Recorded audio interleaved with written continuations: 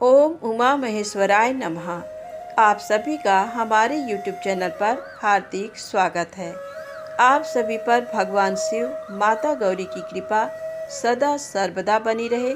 आप सभी को दिल से धन्यवाद हमारे चैनल को अपना प्यार और सहयोग देने के लिए।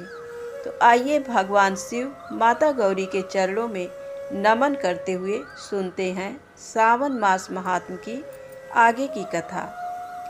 महादेव जी कहते हैं, देवी, दक्षिण में समुद्र से लेकर उत्तर में सूर्यपुत्री कौरवेश्वरी नदी तक का जो क्षेत्र है, उसके भीतर मैं ही क्षेत्रज्ञ रूप से निवास करता हूँ। मेरा गृह रूप ये तीर्थ सूर्य नारायण की किरणों से प्रभासित होता है, इसलिए इस कल्प में प्रभास नाम से विख्यात हुआ है।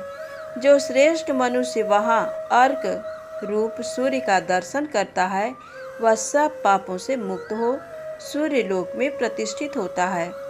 उसने मानो सब तीर्थों में स्नान कर लिया, समस्त बड़े बड़े यज्ञों द्वारा यजन किया, सभी दान दे दिए और संपूर्ण गुरुजनों को संतुष्ट कर लिया। उसी सूर्य देव के समीप अग्निकोण में थोड़ी ही दूरी पर सिद्धेश्वर शिव विराजमान है। उनका त्रैलोक्य पूजित लिंग सब प्रकार की सिद्धियों का दाता है। प्राचीन सतयुग में उसका नाम जैगिसव्येश्वर था। वही कलयुग में सिद्धेश्वर नाम से प्रसिद्धि को प्राप्त हुआ। देवी, उसका दर्शन करके मनुष्य सब सिद्धियों को प्राप्त कर लेता है। सूर्य के दक्षिण एवं नैऋत्य कोण में थोड़ी ही दूर पर एक पाताल विवर है। वहीं पर पूर्व काल में मंदेह तथा साल कटंकट नामक राक्षस सूर्य नारायण के तेज से दग्ध हो पाताल में भाग गए थे। वहाँ पर योगिनियाँ तथा ब्राह्मी आदि मातृकाएं रक्षा करती हैं। पूर्व कल्प में महोदय नाम से प्रसिद्ध एक शिवलिंग स्वतः प्रकट हुआ। महात्मा जैगिसव्य उसका पूजन करने लगे। वे अपने सब अंगों में भस्म लगाते और भस्म पर ही सोते थे। उन्होंने जप, तप, नाद तथा नृत्य और गीतों के द्वारा महोदय शिव को संतुष्ट कर लिया। तब वे प्रसन्न होकर जैगिसव्य मुनि के समीप आए और बोले, महामते, तुम दिव्य दृष्टि से मेरी ओर देखो। तुम्हारे मन में जो इच्छा हो उसे कहो। जैगिसव्य ने त्रिनेत्रधारी शिव को अपने सामने उपस्थित देख उनके चरणों में मस्तक रखकर प्रणाम किया और इस प्रकार कहा, देव देवेश्वर, मुझे संसार बंधन का नाश करने वाला ज्ञान प्रदान कीजिए। आप में, देवी पार्वती में, स्कंद जी में तथा गणेश जी में सदा मेरी भक्ति बनी रहे तथा मुझ में क्षमा, सम और दम आदि की वृद्धि हो।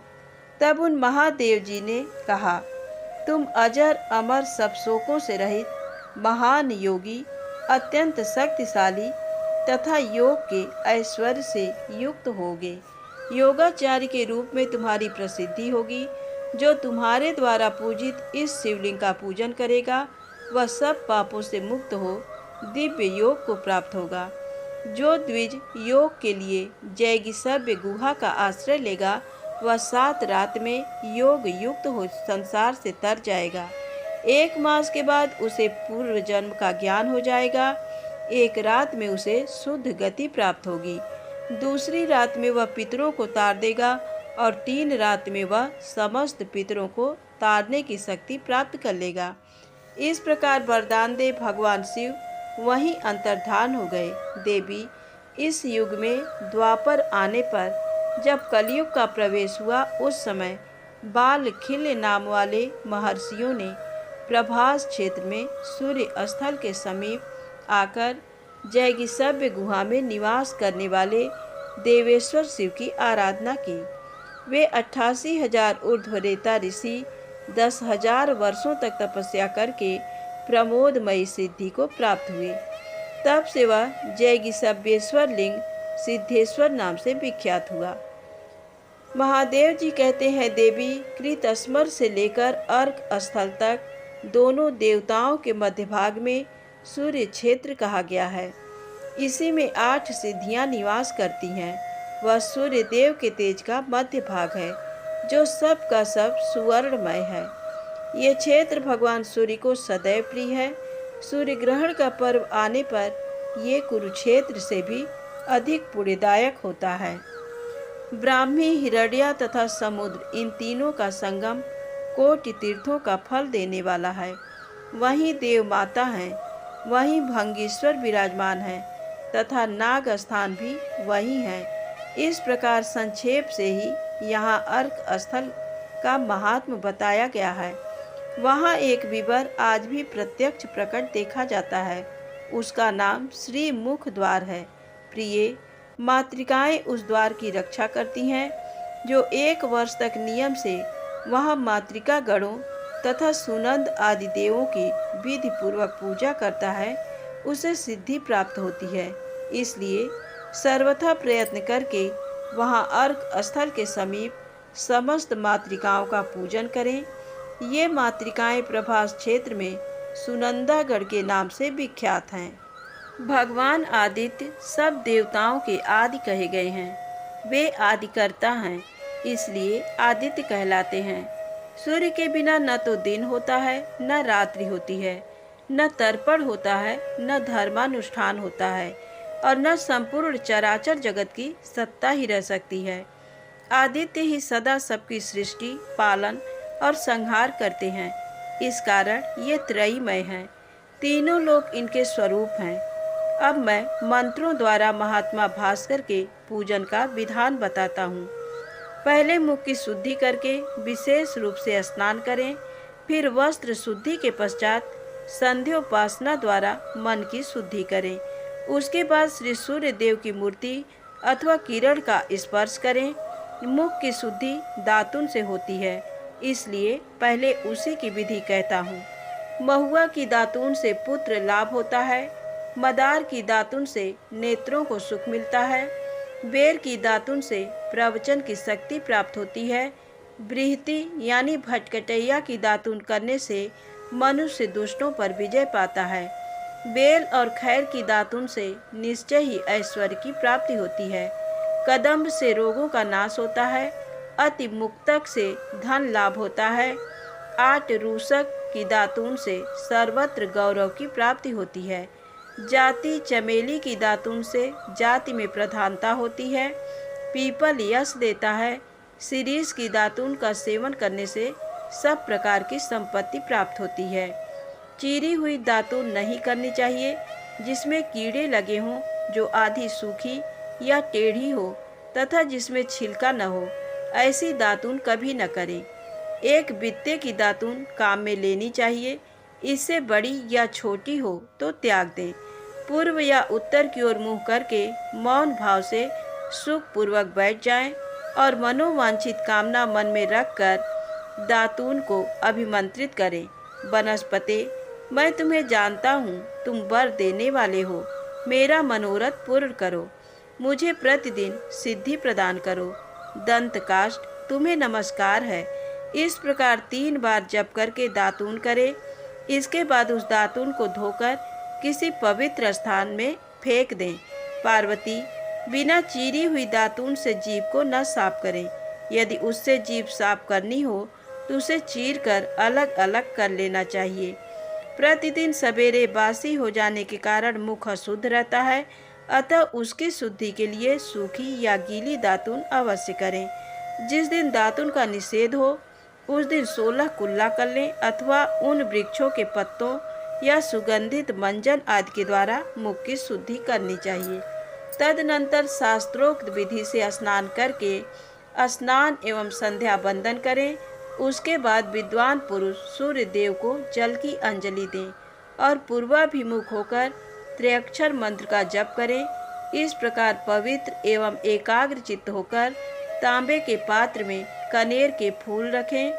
फिर उसमें तिल, चावल, कुसा, गंध युक्त जल, लाल चंदन तथा धूप डालें।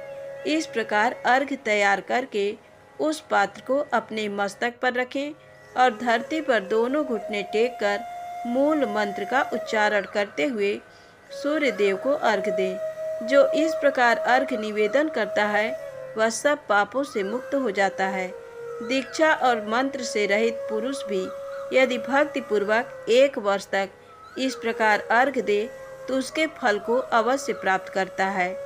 इस जन्म में वह स्त्री सहित सुख का भागी होता है और अंत में भगवान सूर्य नारायण में लीन हो जाता है। इस प्रकार तीनों समय आदर पूर्वक भगवान सूर्य का पूजन करें। उनकी पूजा समस्त कामनाओं तथा फलों को देने वाली है। सूर्य की पूजा के लिए सब प्रकार के विलेपनों में रोली और लाल चंदन उत्तम है। फूलों में कनेर के फूल श्रेष्ठ माने गए हैं। कुमकुम, चमेली, कमल तथा अगरू से बढ़कर सूर्य देव को तृप्त करने वाली दूसरी कोई वस्तु नहीं है। जो इन सभी वस्तुओं से भगवान सूर्य की पूजा करता है उसका संसार में कौन सा मनोरथ सिद्ध नहीं होता। इस विधि से सूर्य देव का पूजन करके परिक्रमा करें और अर्क स्थल को मस्तक से प्रणाम करके सूर्य के सम्मुख सुख पूर्वक स्थित होकर उनका दर्शन करें। ऐसा करने वाला पुरुष कोट यात्रा का फल पाता है।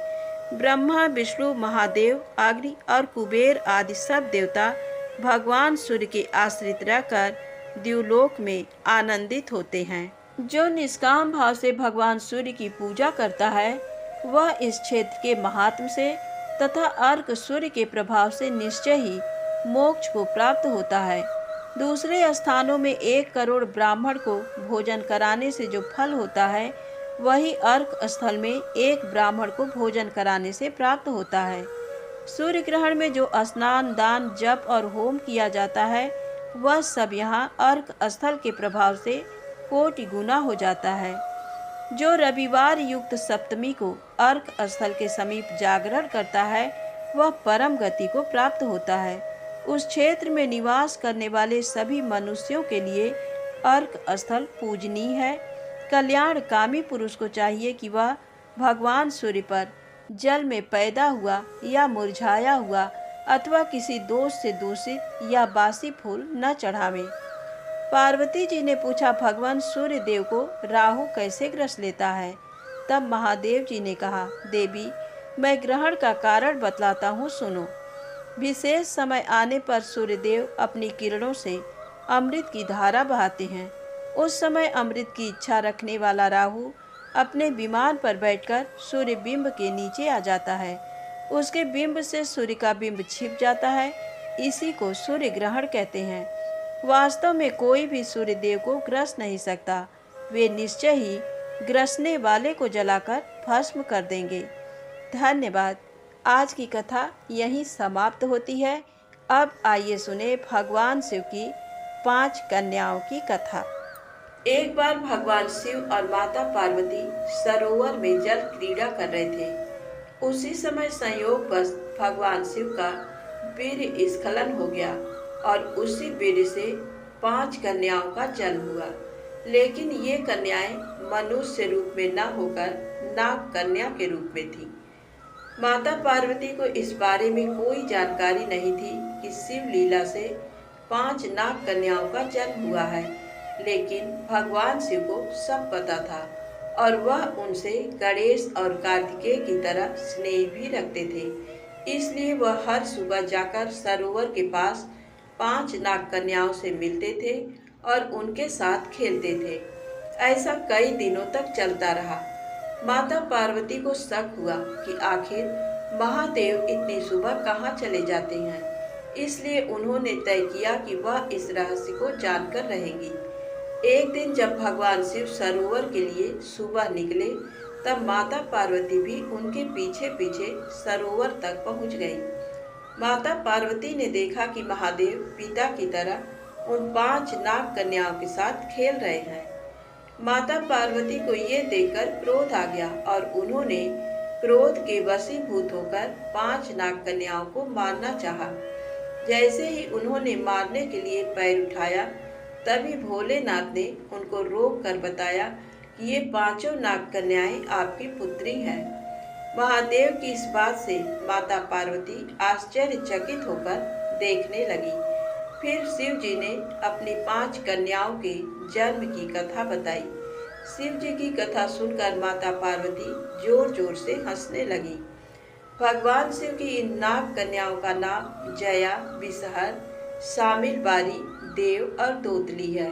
भगवान शिव ने अपनी पुत्रियों के बारे में बताते हुए कहा कि जो भी सावन मास के शुक्ल पक्ष की पंचमी के दिन इन नाग कन्याओं की पूजा करेगा, उनके परिवार को सर्पदंश का भय नहीं रहेगा। साथ ही इन देवियों की कृपा से घर में कभी भी धन धान्य की कमी नहीं होती।